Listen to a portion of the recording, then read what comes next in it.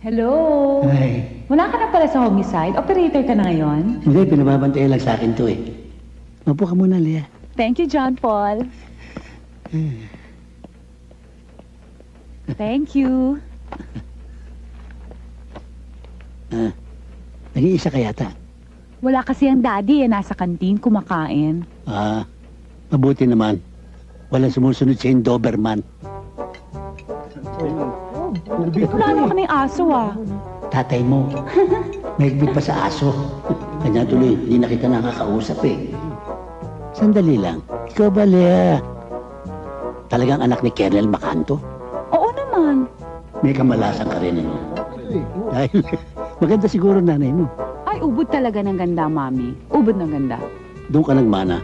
Dahil kung nakamukha mo ang tatay mo, magmumukhang lukot na tsampuy ka. John, Dahil ikaw, maganda ka pa kay Talia. wow. Ang tatay mo, mukhang tuliya.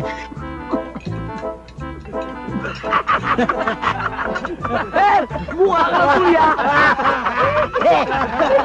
Mukha mo mukhang tahong! Lea, palagay ko ito ng timing. Ano yun? Magtatapat ko sa'yo talagang nung umalis ka, patungong Amerika, talagang nagdurugo ang puso ko. Pero, nung makita kita sa airport, nagluksong tinik ang puso ko. Tuwan-tuwa ako. Talaga? Pero, secret ha? Secret. Huwag mo sasabihin sa tatay mo. Tandaan nyo ha! Sabi ni Susana, secret yan ha!